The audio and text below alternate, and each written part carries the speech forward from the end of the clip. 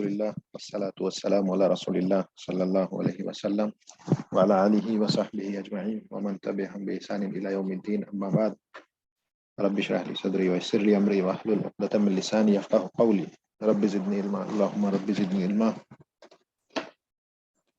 ما زلنا مع الكتاب عمدة الطالب لنيل المعارب للشيخ العلامة منصور بن يونس بن إدريس البحوثي الحنبلي رحمه الله المتوفى في القرن الحادي عشر من الهجرة، ونحن قد وصلنا الآن عند الباب في شروط الصلاة۔ ہم جو ہے عمدۃ الطالب لنیل المعارب اس کتاب کی تشریح دیکھ رہے ہیں جو کہ حنبلی فقہ کی کتاب ہے، اور اس وقت کتاب الصلاۃ میں باب شروط الصلاۃ، باب شروط الصلاۃ۔ آواز نہیں آ رہی ہے کچھ بھی؟ آواز کسی کو نہیں آ رہی ہے؟ آواز آ رہی ہے نا مجھے؟ ٹھیک ہے، تو پھر جن کو نہیں آ رہی ہے ان کو مائک ایڈجسٹ کرنا پڑے گا۔ مائک جو تو ایگزٹ لیو کر کے واپس سے جوائن کرو تو ہو جاتا ہے۔ کال وغیرہ کچھ آگے ہوگا نا، اس میں وہ ہوتا ہے کبھی۔ ٹھیک ہے، تو ہم لوگ جو ہے اس وقت شروط الصلاۃ، باب شروط الصلاۃ میں ہے، جس میں نماز کے صحیح ہونے کے لیے جو شرائط ہیں اس کو دیکھ رہے ہیں، جس میں سے دو شرطیں تقریباً گزر چکی ہیں، طہارت اور وقت کا داخل ہونا۔ کل اس کا مراجعہ اور جو ریپیٹ تھا، جو ریوائز تھا، وہ کل کیا تھا۔ آج انشاءاللہ وہاں سے بات آگے چلے گی اور باقی کی جو ہیں شرطوں کو ہم دیکھیں گے۔ تو مؤلف رحمہ اللہ کہتے ہیں ومن شک فی دخول وقت لم یصلی حتی یغلب علی ظنہ دخوله باجتہاد او اخبار عارف وان تبین انہ قبلہ اعاد ومن صار اہلا قبل خروج وقتها لزمته وما یجمع الیہا قبلها۔ اب یہاں پہ بات آ رہی ہے کہ اگر کسی شخص کو، کسی آدمی کو شک ہو وقت کے داخل ہونے میں، یعنی کہ وہ شک میں ہے کہ وقت داخل ہوا یا نہیں ہوا، شک یہ ہو مثلا کہ ظہر کا وقت ابھی داخل ہوا یا نہیں ہوا، اس میں شک ہے اس کو، تو ایسی صورت میں جو قاعدہ ہے وہ یہ کہتا ہے کہ داخل نہیں ہوا، کیونکہ حقیقت کس پر رہے گی؟ یقین پر۔ یقین کس بات کا ہے؟ کہ ابھی داخل نہیں ہوا۔ تو اگر ظہر کا وقت داخل ہوا یا نہیں ہوا، مثال کے طور پہ کوئی بھی نماز ہو سکتی ہے، فجر کی نماز ہو سکتی ہے، عشاء کی ہو سکتی ہے، مثلا مغرب کی نماز کے وقت شک ہو کہ وقت داخل ہوا کہ نہیں ہوا، تو جو اصل ہے وہ دن کا باقی رہنا ہے، تو یہ مانا جائے گا کہ دن ابھی باقی ہے، سورج غروب نہیں ہوا، اسی لیے ابھی وقت داخل نہیں ہوا۔ تو من شک فی دخول وقت، تو ایسا آدمی جسے شک ہے وقت کے داخل ہونے میں، لم یصلی، اور وہ آدمی کو چاہیے کہ وہ نماز نہ پڑھے، اور اس شخص نے ابھی نماز نہیں پڑھی ہے، حتی یغلبا، یہاں تک کہ حتی یغلب علی ظنہ دخولہ۔ اب یہاں پر یہ جو ہے ایک بڑا کچھ جو معاملات دین میں ایسے ہیں جہاں پر یقین کی ضرورت نہیں ہے، وہاں پہ غلبۃ الظن کافی ہوتا ہے، کیونکہ اگر وہاں یقین کو قید لگا دیا جائے تو امور کافی مشکل ہو جائیں گے۔ مثلا وضو کے وقت کیا ہمیں میاں فی المیا یقین ہوتا ہے کہ پورے کے پورا حصہ جہاں جسے ہمیں بھگونا چاہیے پانی سے، یا اس پانی ان اعضاء کو کور کرے، میاں فی المیا کور ہو گیا ہے؟ اسی لیے اس جگہ پر یقین جو ہے وہ جو ہے اس کی ضرورت نہیں ہے، بلکہ وہاں پر غلبۃ الظن کافی ہے۔ اگر ہمارا ظن یہ ہے کہ ہاں کور ہو گیا ہے تو کافی ہے۔ اسی طرح سے اسی جو ہے زمرے میں، اسی باب میں وقت کا داخل ہونا بھی ہے، جہاں پر بالکل یعنی بہت زیادہ پریسیشن کی اور باریکی کی ضرورت نہیں ہے، غلبۃ الظن کافی ہے۔ تو اسی لیے کہا کہ حتی یغلب علی ظنہ، یہاں تک کہ اسے غلبۃ الظن ہو جائے کہ یہ داخل ہو چکا ہے، دخولہ یعنی وقت کا داخل ہونا غلبۃ الظن سے اب ثابت ہو چکا اس کے نزدیک، باجتہاد او اخبار عارف۔ اب دو طریقے ہیں جس کے ذریعے دخول وقت کا اندازہ لگایا جا سکتا ہے یا وہ معلوم ہو سکتا ہے۔ ایک ہے اجتہاد۔ اجتہاد سے مراد کہ ایسا آدمی جس کے پاس نجوم کا، ستاروں کا، فلک کا اور ان چیزوں کا، جو ستاروں کی جو گردش ہے، اس کا موومنٹ ہے، اس کا علم جس آدمی کے پاس ہے وہ اجتہاد کرے گا۔ کوئی جاہل آدمی کا اجتہاد نہیں چلے گا، جسے کوئی علم ہی نہیں، اپنی مرضی سے کچھ بھی اجتہاد کر لیا، وہ آدمی جس کو کہ ستاروں کا، اس کے مومنٹ کا، ان کی گردش کا اور دن اور رات کے جو جس طرح سے وہ بدلتے ہیں اس کا تھوڑا سا جو علم ہے، ایسے آدمی کا اجتہاد ایک طریقہ ہے جس سے کہ وقت کا پتہ لگایا جاتا ہے. یا دوسرا وہ اخبار عارف، ان کوئی آدمی جس کو کہ معلوم ہے اس ایریا کے تعلق سے کہ کب سورج غروب ہوتا ہے، کب وہ نکلتا ہے، اور جو ہے کیا وقت ہے، کسی وقت یعنی وقت اس وقت کیا چل رہا ہے، کوئی جانکار آدمی ہو، تو ایسے آدمی کی خبر. یہ دو چیزیں ہیں جس سے وقت کا پتہ لگایا جا سکتا ہے. تو ان دونوں میں سے کسی ایک کے ذریعے اگر غلبۃ الظن آ جائے اس آدمی کو کہ وقت داخل ہو گیا، اور وہ ان تبینہ اس کے بعد یہ واضح ہو جائے انہ قبلہ ہو کہ ابھی وقت داخل نہیں ہوا تھا، واضح ہو جائے، نماز ادا کر لی، اس کے بعد واضح ہو جائے کہ ان تبینہ اس کو بعد اسے تبین ہو جائے، واضح ہو جائے کہ وقت ابھی داخل نہیں ہوا تھا، اس نے وقت سے پہلے نماز کو ادا کر دیا، عاد، تو ایسی صورت میں اس کو نماز کو دہرانا پڑے گا. کیوں؟ کیونکہ قاعدہ معروف ہے الیقین لا یزول بالشک، یقین شک سے زائل نہیں ہوتا ہے، لیکن ایک یقین دوسرے یقین سے ضرور زائل ہوتا ہے. تو پہلا یقین کیا تھا کہ ابھی وقت داخل نہیں ہوا، یہ ایک یقین تھا. دوسرا یقین کیا آ گیا کہ اس نے نماز وقت سے پہلے پڑھی. تو اب یہ یقین اس پرانے یقین کو زائل کر دے گا، اسی لیے اب اس کو نماز کو دہرانا پڑے گا. لیکن کوئی شخص ہے جس کو کہ نماز ادا کرنے کے بعد یقین نہ آئے، یعنی اس کو دوسرا کوئی یقین اس تعلق سے نہ آئے کہ ابھی وقت داخل ہوا تھا یا نہیں ہوا تھا، تو اس کی نماز صحیح ہے. اسی طرح سے نماز کے ادا کرنے کے بعد شک پیدا ہو کہ کہیں پہلے تو نہیں ادا کر لی، تو ایسے شک کو بھی رد کر دیا جائے گا، اس کا بھی کوئی اعتبار نہیں کیا جائے گا. پھر کہتے ہیں ومن سار اہلن قبل خروج وقتها لزمته. ومن سار اہلن سے مراد ہے کہ وہ لوگ جن پر نماز واجب ہوتی ہے. اگر کوئی آدمی اس کیٹیگری میں آ جائے جس پر نماز واجب ہوتی ہے، مثلا اس میں کون کون آئیں گے؟ اس میں مثلا مجنون ہے، اس کی عقل واپس لوٹائے، وہ اہل صلاۃ ہو جائے، یعنی وہ مکلف ہو جائے. اسی طرح سے چھوٹا بچہ ہے، سبھی وہ جو ہے بالغ ہو جائے، مثلا سویا تھا اس وقت تک بچہ تھا اور سو کے اٹھا تو بالغ ہو گیا، ایسا بھی ممکن ہے. اور اس کے علاوہ جو ہے اسی طرح سے حائض ہے، اور اسی طرح سے نفسا ہے. یہ لوگ سارا اہلن یعنی کہ یہ وہ ہو جائیں کہ جن پر اب نماز واجب ہو گئی ہے قبل خروجی وقتها، یعنی وقت کے نکلنے سے پہلے. اگر ایسا ہوتا ہے کسی نماز کا وقت تھا، مثلا ظہر کی نماز کا وقت ابھی نکلا نہیں ہے، اس سے پہلے یہ ان اشخاص میں ان کا شمار ہو جائے کہ جن پر نماز واجب ہوتی ہے، تو پھر ان کو وہ نماز ادا کرنی پڑے گی. مثلا ایک بچہ ہے جو ظہر کی نماز سے پہلے بالغ ہوا، تو اب اس نے جو ظہر کی نماز پڑھی تھی وہ نفل کے طور پہ پڑھی تھی. اب اس کے بعد سو گیا، اس کے بعد اٹھا، پتا چلا بالغ ہو گیا، تو اب اس کو ظہر کی نماز غسل کر کے پھر سے جو ہے ادا کرنی پڑے گی، کیونکہ پہلی والی نفل تھی، اب جو ہے اس کی یہ فرض نماز ادا ہوگی. اسی طرح سے لیکن دو نمازیں ایسی ہیں، مثلا جیسے کہ عصر کی نماز اور جو ہے عشاء کی نماز. اگر کوئی شخص مثلا کوئی عورت ہے، وہ مغرب سے پہلے اگر وہ طاہر ہو جاتی ہے تو اس کو دو نمازیں ادا کرنی پڑیں گی، ایک جو ہے عصر کی اور ایک ظہر کی، کیونکہ یہ وہ نمازیں ہیں جن کو جمع کر کے ادا کیا جاتا ہے. اسی طرح سے اگر عشاء کے پہلے پہلے کوئی عورت جو ہے جو کہ حائضہ تھی وہ طاہر ہو جاتی ہے، تو اب اس عورت کو اس سے یعنی عشاء کی تو ادا کریں گی، ساتھ میں جو ہے اس کو مغرب کی بھی ادا کرنی پڑے گی، کیونکہ وہ مغرب اور عشاء ایسی نمازیں ہیں جن کو جوڑ کر کے جمع کر کے ادا کیا جاتا ہے. تو خاص طور سے عصر اور عشاء ان نمازوں سے پہلے اگر کوئی، یا عشاء کے بعد مثلا یا فجر سے پہلے کوئی جو ہے شخص ہے جو کہ مثلا نفسا تھی، وہ اب جو ہے اس کا خون بند ہو گیا، تو اب جو ہے ظہر سے پہلے اگر بند ہوا ہے تو اب اس کو عشاء اور مغرب دونوں نمازوں کو ادا کرنا پڑے گا. کیوں؟ کیونکہ عشاء اور مغرب جو ہے اس کو جمع کر کے ادا کیا جاتا ہے. تو اسی چیز کو یہاں بیان کیا ہے ومن سار اہلا قبل خروج وقتها لزمته وما یجمع الیہا قبلها، اور اس کے ساتھ وہ نماز بھی جو اس سے پہلے جمع کی جاتی ہے، صرف وہی نماز ہے، مثلا ظہر عصر اور عشاء مغرب، اگر یہ جمع کر کے نمازیں کیونکہ ادا ہوتی ہیں، اسی لیے اگر اس وقت میں کوئی آدمی اگر طاہر ہو جاتا ہے، یا مجنون تھا اور عقل اس کی واپس آ جاتی ہے، یا بچہ تھا بالغ ہوتا ہے، یا عورت تھی جس کا حیض اور نفاس سے جو ہے طاہر ہو جاتی ہے، تو پھر ان کے لیے ان نمازوں کو جن کو جمع کر کے ادا کیا جاتا ہے وہ دونوں نمازوں کو ادا کرنا پڑے گا. تو یہ جو ہے ظہر عصر مغرب عشاء کے لیے خاص ہے، فجر کے لیے مسئلہ نہیں.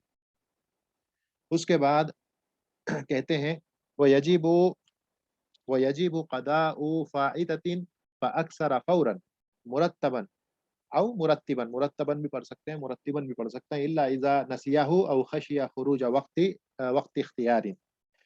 अब यहाँ पे बात आ रही है कि जो नमाज़ें छूट गईं उसकी क़ज़ा के ताल्लुक से, कि वो जो नमाज़ें हैं उसको कैसे अदा किया जाएगा?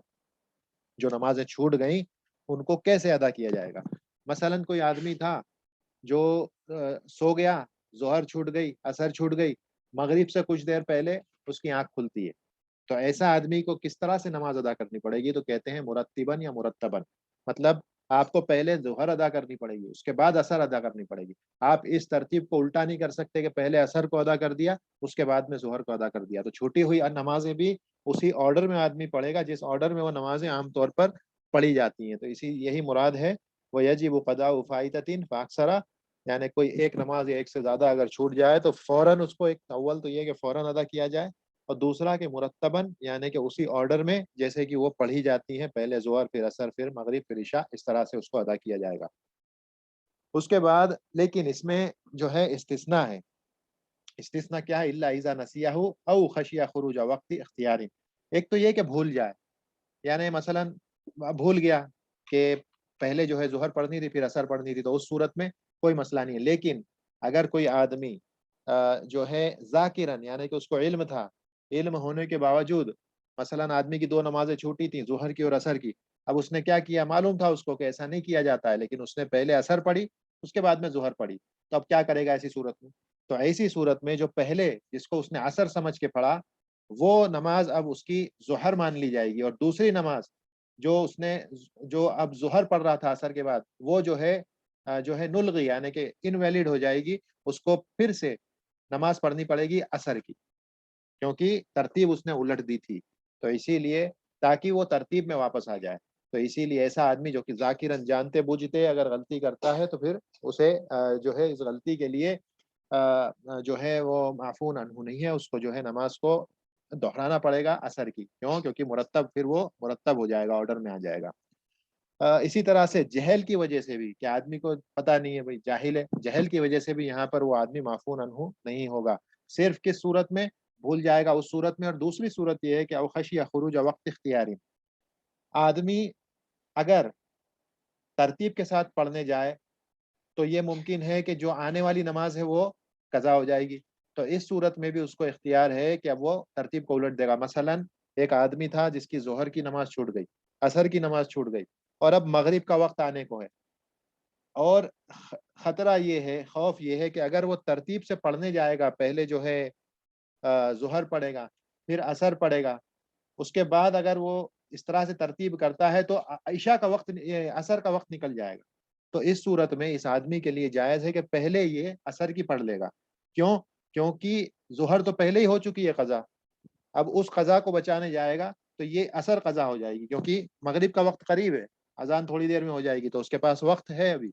तो ऐसा आदमी ये करेगा कि पहले इस सूरत में असर पढ़ेगा, ताकि ये अदा हो जाए।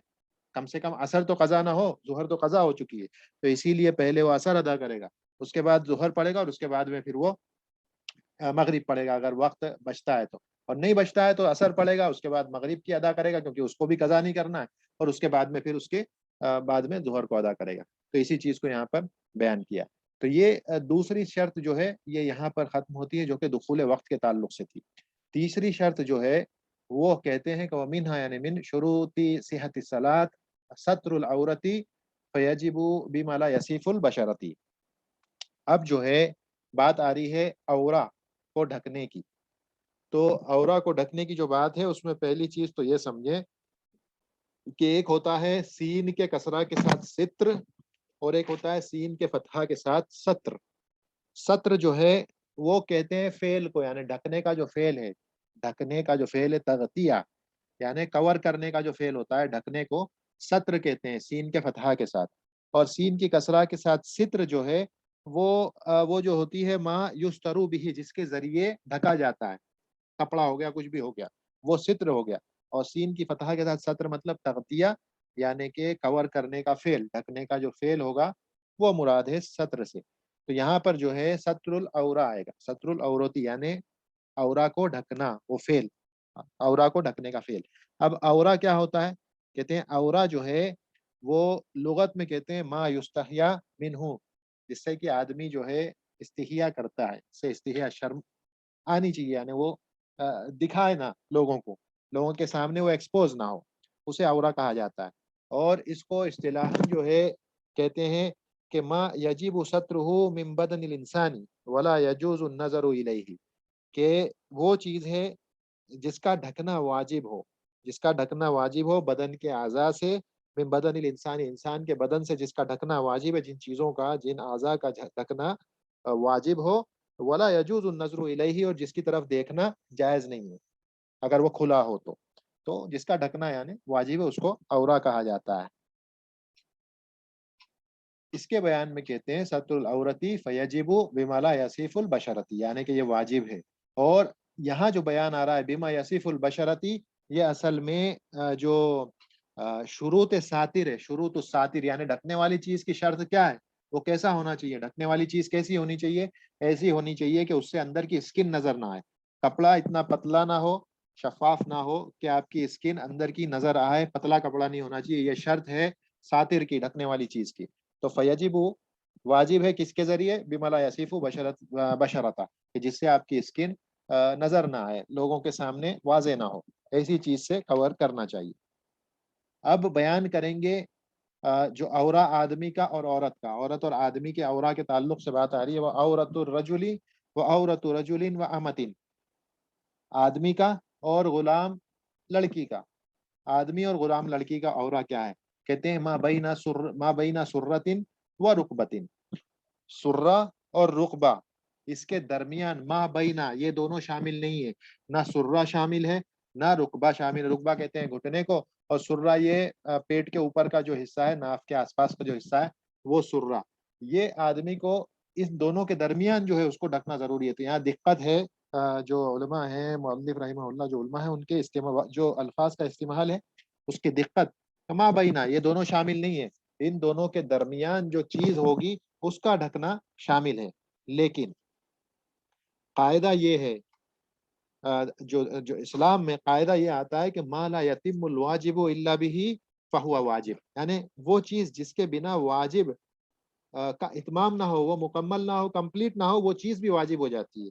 تو اگر آدمی کو اپنا رقبہ ڈھکنا ہے تو تھوڑا سا لمبائی تک ہی کپڑے کو بنانا پڑے گا، کیونکہ اس کے بنا وہ واجب پورا نہیں ہوگا. اسی لیے فلا یتم ستر الفخذ، فخذ کہتے ہیں یہ تھائی، اوپر کا جو جانگ والا حصہ ہے، تو فلا یتم ستر الفخذ الا بتغطیتی جزئی یسیرن، کہ جو فخذ ہے، یہ جو تھائی ہے، ہماری جانگ ہے، اس کا ڈھکنا اس وقت تک مکمل اور کامل نہیں ہوگا جب تک کہ تھوڑا سا جز ان یسیرن، تھوڑا سا جز من آل رکبتی، رکبہ کے آگے کی چیز کو جب تک ڈھک نہ دیں تب تک یہ جو واجب چیز ہے یہ اس کا ڈھکنا مکمل نہیں ہوگا. اسی لیے حالانکہ رکبہ کو ڈھکنا تو شامل نہیں ہے، لیکن کیونکہ جو واجب چیز ہے جس کو ڈھکنا، اس کو اگر ڈھکنا ہے مکمل طریقے سے تو تھوڑا سا نیچے اور آگے بڑھ کر کے جو آگے کی چیز ہے، جو کہ گھٹنا ہے، جو رکبہ ہے، اس کو بھی ڈھکا جائے گا. کیوں؟ اس قاعدے کے حساب سے ما لا یتم الواجب الا به فهو واجب. تو ایک آدمی اور ایک غلام عورت، ان کا سترہ کیا ہوگا؟ سرہ، رقبہ، ان دونوں کے درمیان جو چیز ہے.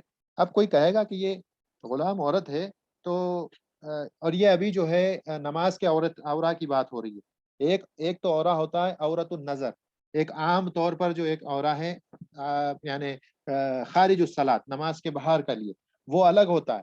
اور ایک ہوتا ہے جو نماز کے لیے ہوتا ہے. تو یہ ابھی جو بیان جاری ہے نماز کے لیے عورا کیا ہے، تو وہ بیان کر رہے ہیں کہ جو کہ سرہ اور رقبہ کے درمیان ہے. لیکن آدمی اور ایک غلام عورت میں کیوں ایک کر دیا؟ پھر سے ایک قاعدہ ہے جو ہم نے پہلے بھی دیکھا ہے کہ اذا زادت تشریف زادت تکلیف، جب تشریف بڑھ جاتی ہے کسی کی، یعنی تشریف جب بڑھتی ہے تو پھر تکلیف، اس کے اوپر رسپانسبلٹی بھی بڑھ جاتی ہے. تو اما جو ہے امت، اس کی تشریف کم ہے، اس کے اوپر اسی لیے اس کی جو تکلیف ہے، اس پہ تکلف جو ہے شریعت نے وہ کم ڈالا ہے. تو اسی لیے اس کو بدن میں سے صرف کم چیزوں کو ہی ڈھکنا ہے، زیادہ چیزوں کو ڈھکنا نہیں ہے، کیونکہ تشریف زیادہ ہوتی ہے تو تکلف بھی دین میں بڑھ جاتا ہے. اسی لیے آگے جو ذکر آ رہا ہے والحرہ، یعنی عورت الحرتی والحرتی البالغت، کہ حرہ بالغ یعنی بالغ عورت جو کہ اما نہیں ہے، غلام نہیں ہے، ایسی عورت کا عورہ کیا ہے؟ کلھا، پوری کا پورا، کلھا عورتن، پوری کی پوری جو جسم ہے عورت کا پورا عورہ ہے، یعنی ڈھکنے والی چیز ہے، نماز میں بھی، فی الصلاۃ، نماز میں، الا وجہہا، سوائے اس کے چہرے کے. یہ عند الحنابلہ، حنابلہ کے نزدیک صرف چہرہ کھلا رکھا جا سکتا ہے، اس کے علاوہ نماز میں کوئی بھی چیز، نہ ہاتھ کھلے رکھے جائیں گے، نہ پیر کھلے رکھے جائیں گے، پورا کا پورا ڈھکنا پڑے گا. مالکیہ کے نزدیک کہتے ہیں کہ ہاتھ کو بھی کھلا رکھا جا سکتا ہے. حنفیہ کے نزدیک ہاتھ کے ساتھ ساتھ پیر، یعنی چہرہ، ہاتھ اور پیر. مالکیہ کیا چہرہ اور ہاتھ. حنابلہ کیا صرف چہرہ کھلا رکھا جا سکتا ہے، باقی پورا کا پورا ڈھکنا ضروری ہے، اس کے بنا جو ہے عورہ کا ڈھکنا کامل اور مکمل نہیں ہوگا. اس کے بعد جو ہے کہتے ہیں کہ وسنہ صلاۃ رجل فی ثوبین، کہ سنت کیا ہے؟ کہتے ہیں کہ جو آدمی کی نماز ہے اس میں مسنون یہ ہے کہ وہ 2 کپڑوں میں اس نماز کو ادا کرے. لیکن اگر آدمی ایک کپڑا بھی پہنتا ہے اور وہ کپڑا اگر اس کے عورہ کو ڈھک دیتا ہے تو کافی ہے. لیکن مسنون کہتے ہیں کہ صلاۃ رجل فی ثوبین، کہ آدمی کی نماز 2 کپڑوں میں، یہ مسنون ہے. وَيُجْزِئُهُ فِي نَفْلٍ سَتْرُ عَوْرَتِهِ، کیا مجزی ہے، کیا سفیشینٹ ہے نفل نماز میں ستر العورت ہی، کہ اپنے عورہ کو ڈھکے. وہ نفل نماز میں اتنا کافی ہے. عورہ کیا ہے ہم نے دیکھ لیا، سرہ اور رکبہ کے درمیان کی چیز، یہ عورہ ہے، اس کا ڈھکنا نفل نماز میں کافی ہوگا. وفی فردن، لیکن فرض نماز میں سترہا، یعنی اس عورہ کے ساتھ ساتھ ما احد العاتقیہ، اس کے ساتھ ساتھ ایک چیز اس کو اور کرنی پڑے گی، ستر العورہ کے ساتھ 2 میں سے ایک کندھا جو ہے اس پر بھی کچھ نہ کچھ ڈالا ہوا ہو، اس پر کچھ ڈال کے رکھے گا، کپڑا یا کچھ تو بھی ڈال کے رکھے گا، 2 میں سے کسی ایک کندھے پہ اوپر کی طرف. یہ جو ہے فرض نماز کے لیے بیان کیا ہے منیمم ریکوائرمنٹ. کم سے کم ایک آدمی کو فرض نماز میں کیا ڈھکنا پڑے گا تاکہ اس کی نماز صحیح ہو اور یہ مانا جائے گا کہ اس نے اپنے عورہ کو ستر کر لیا، ڈھک لیا. تو کہتے ہیں فرض نماز میں جو عورہ بیان کیا ہے سرہ اور رکبہ کے درمیان، اس کو ڈھکنا ہے. اس کے علاوہ 2 میں سے کسی ایک کندھے پر کوئی کپڑا یا کوئی چیز وہ ڈال کر کے رکھے گا. ٹھیک ہے، یہ بیان کیا جہاں پہ. کہتے ہیں وہ صلاتها، یعنی صلاۃ المرأہ، عورت کی نماز، وہ صلاتها فی قمیص و خمار و ملحفۃ، عورت کی نماز کے لیے بیان کر رہے ہیں کہ قمیص سے مراد اصل میں ایک ایسا کپڑا جو پوری کی پوری اس کی باڈی کو کور کر لے اوپر سے نیچے تک، وہ قمیص ہے. شرٹ کہو یا کچھ بھی کہو، لیکن اوپر سے نیچے تک کور کر لے. خمار جو سر پہ ڈالا جاتا ہے وہ خمار ہے. اور وہ ملحفتین اصل میں جو ہے عبایا قسم کا ہے، جو پورا کا پورا بعد میں سینے وغیرہ کو لپیٹ لے، تو یہ جو ہے ملحفتین. تو وہ صلاتها، یعنی عورت کی نماز فی قمیص و خمار و ملحفتین، اس طرح سے. یا اس کے علاوہ وہ بھی پورا کا پورا کوئی ایسا کپڑا پہنتی ہے جس سے اس کا عورہ پورا چھپ جاتا ہے، سر ڈھک جاتا ہے، تو یہ بھی اس کے لیے کافی ہوگا. ضروری نہیں ہے کہ اس طرح سے کیا جائے. وَيُجْزِئُ سَتْرُ عَوْرَتِهَا، وَيُجْزِئُ سَتْرُ عَوْرَتِهَا، اور مجزی کیا ہے، اس کو کم سے کم اپنے عورہ کو ڈھک لینا، یہ اس کے لیے جو ہے مجزی ہوگا.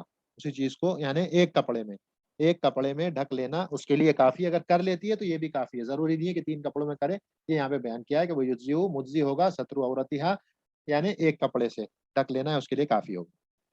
اس کے بعد میں کہتے ہیں وَإِنْ انْكَشَفَ بَعْضُ عَوْرَةٍ، ممکن ہے کہ کبھی جو عورہ ہے وہ انکشاف ہو جائے، مکشوف ہو جائے، کھل جائے، وہ ایریا جو کہ ڈھکا ہوا ہونا چاہیے، مثلا سرہ اور رکبہ کے درمیان کی کوئی چیز جو ہے مکشوف ہو جائے، کھل جائے، تو اس چیز کا بیان آ رہا ہے کہ وَإِنْ انْكَشَفَ بَعْضُ عَوْرَةٍ، کہ بعض عورہ کا جو حصہ ہے وہ کھل جائے، لیکن 2 شرطوں کے ساتھ. یہاں پر 2 شرطوں کے ساتھ اس کو بیان کیا جا رہا ہے کہ کس صورت میں اس کی نماز خراب ہو جائے گی. یعنی اگر اس کا سترہ کھل جاتا ہے کہیں سے تو کیا کنڈیشن ہے جس میں اس کی نماز باطل ہو جائے گی. تو 2 صورتیں ہیں اس کی. پہلی چیز وفاحشہ، یعنی کہ وہ فحش لگے، یعنی بہت زیادہ حصہ کھل جائے، بہت زیادہ جسم کا حصہ جو کہ عورہ ہے وہ کھل جائے.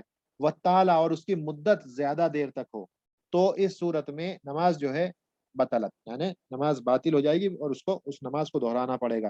کب؟ کہ جب ایک تو بہت زیادہ حصہ کھل جائے، تو دوسرا کہ اس کی مدت، یعنی اس کے کھلے رہنے کی، انکشاف کی مدت یہ بہت زیادہ ہو. تو پتہ یہ چلا کہ اگر زیادہ حصہ کھل جائے لیکن فوراً اس کو ڈھک لے تو پھر کوئی مسئلہ نہیں ہے. ٹھیک ہے. اور اگر بہت کم حصہ کھلا ہے اگرچہ کہ مدت زیادہ ہے تو اس صورت میں بھی کوئی مسئلہ نہیں ہے, دونوں چیزیں ایک ساتھ پائی جائیں گی تبھی جو ہے نماز کو دہرانا پڑے گا اور نماز باطل ہو جائے گی. یا کہتے ہیں او صلی فی ثوب او صلی فی ثوب محرم علیہ او نجس یا نجس.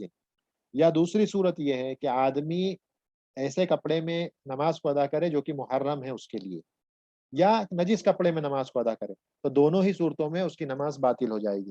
محرم کپڑا کیسے, جیسے کہ مثلا حریر سلک ہے, سلک میں آدمی سلک پہن کر کے آدمی نماز پڑھے تو یہ کیونکہ حریر جو ہے حرام ہے آدمی کے لیے, تو ایسے کپڑے میں وہ نماز پڑھے گا تو اس کو نماز دہرانا پڑے گی, اس کی نماز صحیح نہیں ہوگی. اسی طرح سے نجس کپڑا ہے, گندگی لگی ہے, تو اس کپڑے میں بھی نماز ادا نہیں ہوگی. اسی طرح سے محرم میں ہی آتا ہے مغصوب یا مسروق, چھینا ہوا کپڑا, چوری کیا ہوا کپڑا آدمی پہن کر کے نماز کو ادا کرے تو اس صورت میں بھی ایسے آدمی کو اپنی نماز کو دہرانا پڑے گا جب اس کو کپڑا مل جائے گا.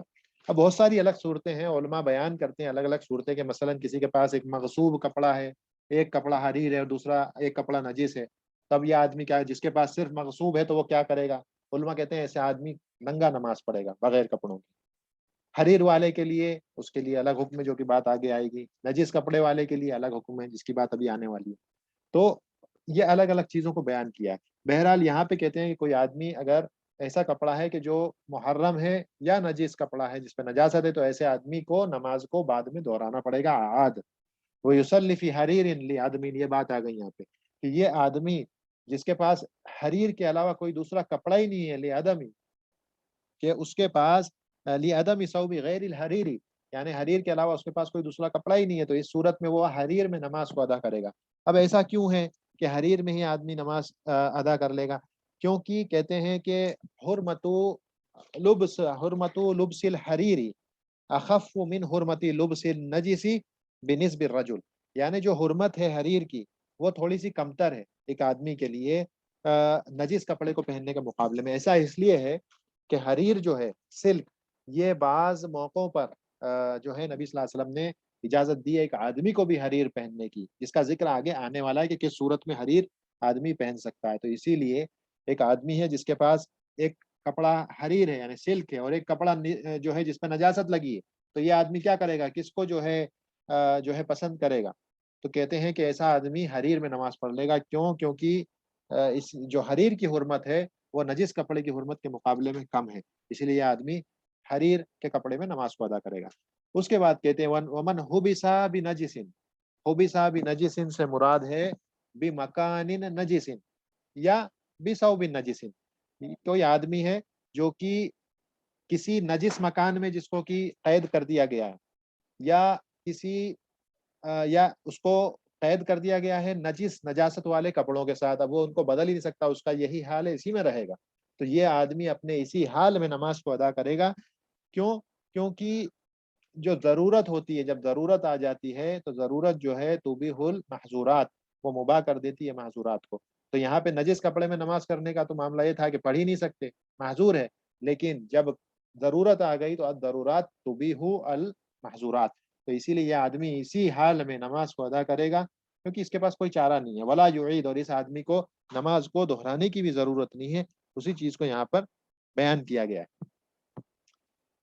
ابھی آگے شاید ہم نہیں جا پائیں گے کیونکہ وقت کم بچا ہے, اس سطر کو پورا کر لیتے ہیں. ومن, اب بات یہ آ رہی ہے کہ علماء اصل میں ہر اس چیز کو بیان کرتے ہیں جو کہ عمومی طور پہ پائے بھی جاتے ہیں اور جو کہ بڑے نادر ہیں, نادر الوقوع, جو کہ عام طور پر ہو سکتا ہے کہ دیکھنے کو بھی نہ ملے ویسے حالات, نادر ہوں, بالکل نادر جدا, لیکن اس کے باوجود ان کو بیان کرتے ہیں کہ کبھی کوئی آدمی ایسے حالت میں پہنچ جائے تو اس کو کیا کرنا چاہیے.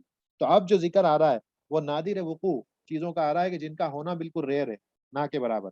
کہتے ہیں ومن وجدہ کفایت عورتہ سترہا, کہ ومن وجدہ کفایت عورتہ سترہا, کہ اب بیان یہ کریں گے کہ آدمی کے پاس بس اتنا کپڑا ہے کہ اپنے سطر کو ڈھانک سکے, باقی سب کھلا رہے گا, تو کہتے ہیں بس اتنا کو ڈھانک لے جتنی ڈھانکنے کی اور ڈھکنے کی ضرورت ہے, یعنی سترا اور جو سرہ ہے اور رکبہ ہے اس کے درمیان بس اتنا ہی اس کے پاس کپڑا ہے, اس سے ڈھانک لے.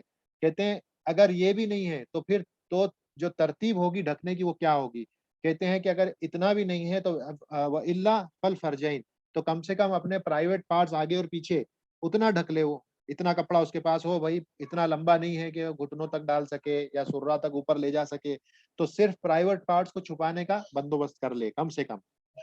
اس کے بعد کہتے ہیں فَإِن كَفَى أَحَدَهُمَا، اگر اس کے پاس صرف اتنا ہے کہ دو فرج آگے پیچھے کا جو حصہ ہے اس میں سے بس کسی ایک کو ڈھک سکتا ہے، تو پھر کہتے ہیں فَالدُّبُرُ أَوْلَى، تو پیچھے کا جو حصہ ہے دبر، اس کو ڈھکنا زیادہ بہتر ہے۔ کیوں؟ کیونکہ سجدے میں جب آدمی جاتا ہے تو اسی کے انکشاف کا اور اس کے مکشوف ہو جانے کا خطرہ ہوتا ہے، تو اسی لیے دبر کو پیچھے کو ڈھکے، آگے کو کھلا چھوڑ دے۔